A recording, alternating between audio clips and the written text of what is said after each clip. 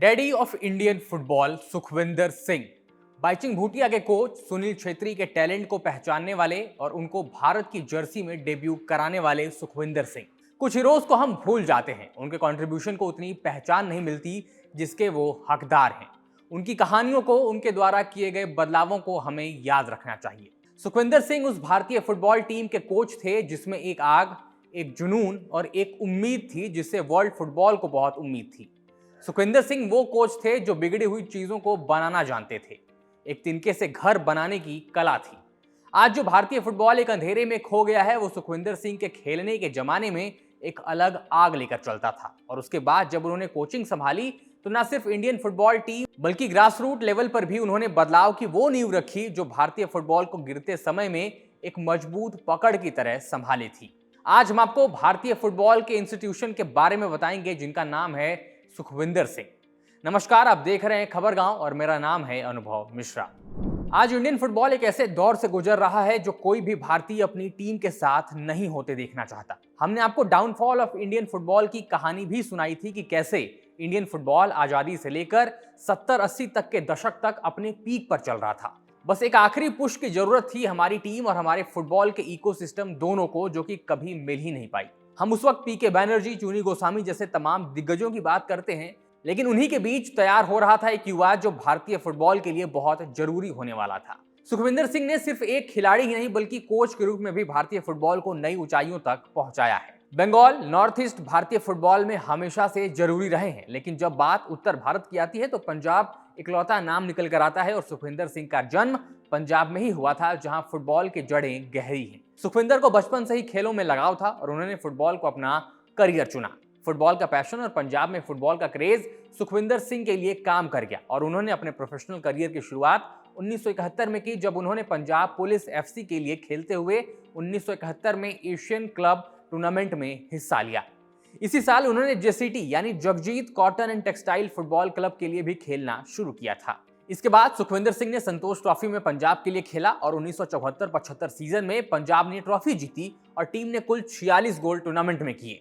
सुखविंदर सिंह इस जीत का महत्वपूर्ण हिस्सा थे।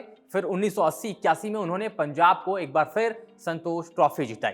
नेशनल टीम के लिए उन्होंने खेलते हुए 1976 और 77 में अफगानिस्तान रिपब्लिक डे कप में तीसरा स्थान हासिल किया। साथ ही 1977 के किंग्स कप में भी भारत को तीसरा स्थान दिलाया। ये उपलब्धियां दर्शाती हैं कि सुखविंदर सिंह एक कमाल के खिलाड़ी थे और उस समय इंडियन फुटबॉल भी सही दिशा में चल रही थी। खिलाड़ी के रूप में अपना करियर पूरा करने के बाद सुखविंदर सिंह ने कोचिंग की ओर रुख किया।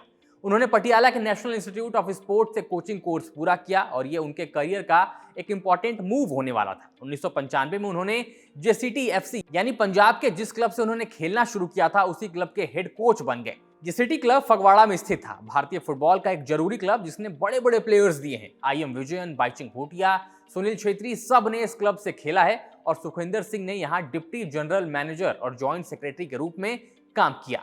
जेसीटी नेशनल फुटबॉल लीग की बड़ी टीम थी। लीग में जेसीटी का दबदबा हुआ करता था। फुटबॉल में बंगाल, गोवा के डोमिनेशन पर पंजाब का यह क्लब भारी पड़ रहा था और जैसे हमने पहले कहा था कि फुटबॉल की जड़ें पंजाब में मजबूत हैं।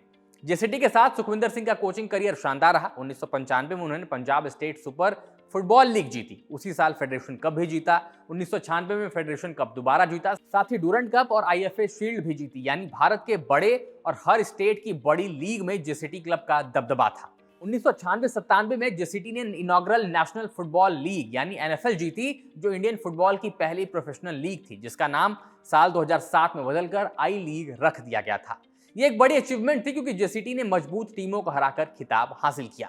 इसके अलावा 1996-97 में एशियन क्लब चैंपियनशिप में दूसरे राउंड तक पहुंचे। 1997 में रोवर्स कप जीता और इंडियन सुपर कप में रनर अप रहे। ट्रॉफीज का सिलसिला चलता रहा और सुखविंदर सिंह की रणनीति और कोचिंग के साथ जेसीटी क्लब आगे बढ़ता गया। 1995 से 2001 तक जेसीटी को मैनेज करने के साथ साथ सुखविंदर सिंह ने 1999 से 2001 तक इंडियन टीम के भी मैनेजर बने और अब बारी जेसीटी के साथ भारतीय टीम को भी नई ऊंचाइयों पर पहुंचाने की थी। शुरुआत हुई 1999 से भारत के सैफ कप जीतने से, जो साउथ एशियाई फुटबॉल का प्रमुख टूर्नामेंट है। फिर 2002 फीफा वर्ल्ड कप क्वालिफायर्स में भारत का प्रदर्शन शानदार रहा। भारत ने 6 मैचों में 11 पॉइंट्स हासिल किए और उन्होंने यूएई को एक बार 1-0 से भी हराया। ब्रुनई को 2 बार हराया, एक मैच में 5-0 से। यमन के साथ दोनों मैच ड्रॉ रहे और यूएई से एक मैच हारे, लेकिन किस्मत के आगे किसकी चली है और भारत गोल डिफरेंस के आधार पर दूसरे स्थान पर रहा और क्वालिफायर्स के अगले राउंड में यूएई की टीम पहुंच गई। अगर यमन के खिलाफ एक मैच जीतते तो क्वालिफाई कर जाते और सुखविंदर की टीम कमाल कर जाती। जुलाई 2000 में उन्होंने भारत को इंग्लैंड टूर पर ले जाकर फुलहैम एफसी, जो प्रीमियर लीग की टीम है, वेस्ट ब्रामविच एल्बियन और बांग्लादेश के खिलाफ मैच खिलवाए। इन मैचों ने भारतीय खिलाड़ियों को इंटरनेशनल एक्सपीरियंस और एक्सपोजर दिया। सुखविंदर सिंह की रणनीति ने भारत को मजबूत बनाया और उन्होंने कई युवा खिलाड़ियों को मौका दिया। उनका गोल सिर्फ मैचेस जीतना ही नहीं बल्कि इंडियन फुटबॉल को भविष्य में सही और सुरक्षित हाथों में रखना भी था। लेकिन 2001 में उन्होंने अपना पद छोड़ा और फिर उसके बाद 2005 में उन्होंने कुछ महीनों के लिए एक बार फिर से इसी पोजीशन को लिया था एज टीम इंडिया कोच, जब सुनील छेत्री ने भारतीय टीम के लिए डेब्यू किया था। बाद के सालों में सुखविंदर सिंह ने इंडिया अंडर 23 टीम को कोच किया और 2009 साफ कप जिताया। इसके साथ ही उन्होंने आई लीग की टीमों को भी मैनेज किया, जहां वो मैनेजर और टेक्निकल डायरेक्टर थे। 2011 इंडियन फेडरेशन कप में ग्रुप स्टेज में उनकी टीम आई लीग में दूसरे स्थान पर रही। फरवरी 2012 में वो अपने आई लीग वाले क्लब से अलग हो गए। फिर चर्चिल ब्रदर्स एफसी को कोच किया। जुलाई 2018 में मिनर्वा पंजाब एफसी, तब आई लीग चैंपियन थी, उसके टेक्निकल डायरेक्टर बने। लेकिन अगस्त में पॉल मिनिस्टर से रिप्लेस हुए। यानी एक ऐसा लेजेंडरी करियर जिसने एज प्लेयर और एज मैनेजर वो सब कुछ अचीव किया भारतीय फुटबॉल के साथ, जो एक खिलाड़ी के लिए ख्वाब होता है। सुखविंदर सिंह की उपलब्धियों को देखते हुए 2020 में उन्हें मेजर ध्यानचंद अवार्ड से सम्मानित किया गया। उन्होंने कहा कि अवार्ड खिलाड़ियों का है। 2021 में सुखविंदर सिंह कनाडा चले गए, जहां उनके बेटे और अन्य रिश्तेदार रहते हैं, लेकिन उनकी विरासत भारतीय फुटबॉल में हमेशा जीवित रहेगी। लेकिन सोचिए, आज इस लेजेंड को भारतीय फुटबॉल की ये दशा देखने को मिल रही है, जहां हमारी नेशनल टीम 2 सालों से कोई मैच नहीं जीतती। हमारी सबसे बड़ी league Indian super league legal पचड़ में फंसकर होल्ड पर है और भारतीय फुटबॉल किस दिशा में जा रहा है किसी को इसका कोई अंदाजा नहीं है।